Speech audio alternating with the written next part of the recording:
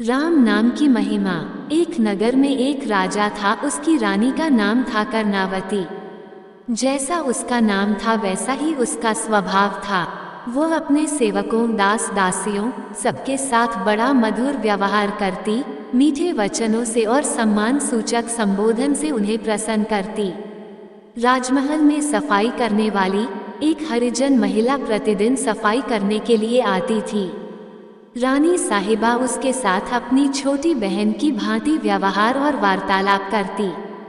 महारानी की पुत्री राजकुमारी नव यौवना अत्यंत ही सुंदर थी, जिस पर एक बार सफाई करने वाली हरिजन के पति की नजर पड़ गई।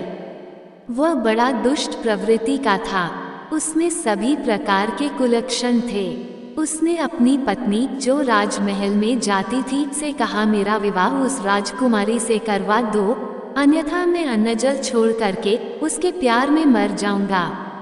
हरिजन पत्नी ने उसको बहुत डांट लगाई और समझाया, राज परिवार को यदि तुम्हारी इस बात का पता चल गया तो वे तुम्हें फांसी पर चढ़ा देंगे, मृत्यु दंड देंगे, और मेरे इन बच्चों का क्या होगा। उस दुष्ट ने कहा, राजा मारे या ना मारे, लेकिन मैं उसके प्यार में मर जाऊंगा। वह बेचारी क्या कर सकती थी। दूसरे दिन रानी कर्णावती की नज़र उसके उदासीन चेहरे पर पड़ी। उसने दासी के साथ उस सफाई कर्मी को अपने महल में बुलवाया और कहा, बहन उदास क्यों है, क्या संकट है तेरे पर। उसने बेचारी ने रोते हुए रानी जी से कहा, रानी साहिबा जी, मैं आपको नहीं बता सकती, इतना घोर संकट है कि मैं आपके साथ जबान से बयां भी नहीं कर सकती। ऐसा कहते हुए वह खूब रोने लगी।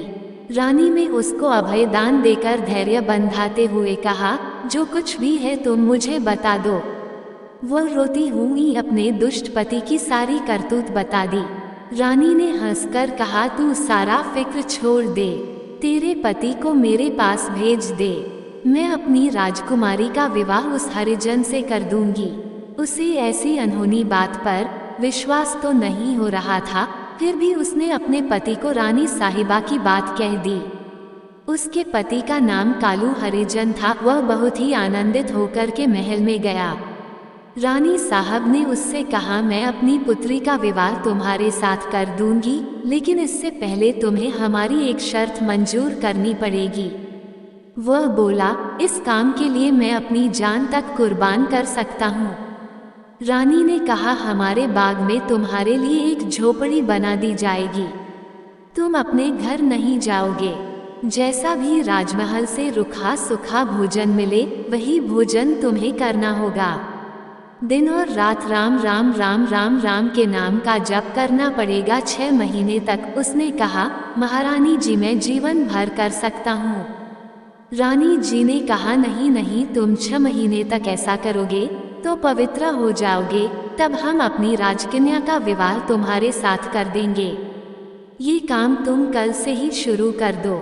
रानी साहिबा की तरफ से सारी व्यवस्था कर दी गई। कालू भी अपनी शर्त के मुताबिक बड़ी लगन से राम राम राम राम राम नाम का जप करने लगा। उसको भोजन भी बहुत ही कम मात्रा में दिया जाता था। राम नाम के प्रभाव से उसका मन पवित्र होता गया। राम नाम के प्रभाव से उसके आसपास का वातावरण भी प्रभावित हो गया। लोग उसके दर्शन करने के लिए आने लगे। दर्शनार्थियों की भीड़ जुटने लगी। कुछ ही महीनों में उसका मन एकदम पवित्र हो गया। उसके अंदर का भंग इतना मर गया। एक दिन रानी साहिबा अपनी राजकन्या को लेकर के उसके पास आई और बोली, कालू जी, मैं अपने वचनों पर राजकुमारी का विवाह आपके साथ करने के लिए तैयार हूँ। कालू ने हाथ जोड़कर रानी साहिबा को साष्टांग प्रणाम करते हुए कहा, रानी साहिबा जी, मुझे क्षमा कर दो, मैं बहुत नीच हूँ जो इस प्रकार के दूषित विचार रखता हूँ। माता जी, आप मुझे क्षमा कर दें। ये राजकुमारी बाईसा जी भी मुझे अपनी माँ के समान लगती है। प्रिय सज्जनों, यह मात्र कहानी नहीं है।